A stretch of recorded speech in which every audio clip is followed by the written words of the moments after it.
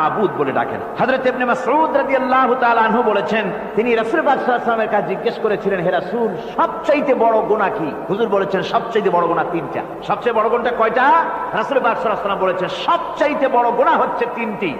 একটি হচ্ছে, তুমি যদি কাউকে আল্লাহর সমতুল্য প্রতিদ্বন্দ্বী বানিয়ে যদি তার কাছে কিছু চাও, তাহলে এটা সবচেয়ে বড় গুনাহ। সন্তান দিতে পারেন আল্লাহ, তোমাকে রোগমুক্ত করতে পারেন আল্লাহ, আল্লাহ যা করতে পারেন এই সব বিষয়গুলি যদি মানুষের কাছে চাও, তাহলে তুমি আল্লাহর জায়গায় তাকে বসালে এটা সবচেয়ে বড় গুনাহ। আর 2 নম্বরের গুনাহ হচ্ছে, নিজের সন্তান তোমার খাবার খাবে, তোমার খাবারে সন্তান ভাগ বসাবে, এই ভয়তে সন্তানকে হত্যা করা, এটাও বিরাট পাপ। আর 3 নম্বরে হচ্ছে প্রতিবেশীর স্ত্রীর সঙ্গে জেনা করা, এটা হলো আরেকটি। মোট 3টি গুনাহ বলেছেন রাসূলুল্লাহ, সবচাইতে মারাত্মক গুনাহ। তার মধ্যে এই গুনাহগুলি তো আমাদের সমাজে চালু আছে।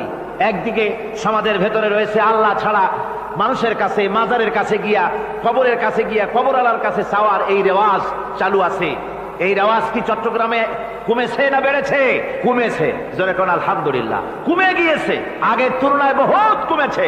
যারা এই মাজারকে নিয়ে ব্যবসা করে, তারা অনেকে বলেছেন যে আমাদের ইনকাম আগে যা ছিল তার থেকে 4 আনায় নেমে গিয়েছে, 12 আনাই শেষ। জোরে কোন আলহামদুলিল্লাহ। জোরে বলেন আলহামদুলিল্লাহ। এই মাজার পূজা থেকে বাঁচতে হবে। 2 নম্বরে রয়েছে, সমাজের ভিতরে চালু আছে এই যে সন্তান হত্যা করা, এই হত্যা করার এক রেওয়াজ চালু আছে। এরপরে রয়েছে এমনি মানুষকে হত্যা করা। কলেজ ইউনিভার্সিটিতে যেভাবে মানুষ হত্যা করা হচ্ছে, এরা জানে না নিজের আদর্শকে প্রতিষ্ঠার জন্য আন্দাজ এবং অনুমানের উপরে ভিত্তি করে জেদ করে মানুষকে হত্যা করা।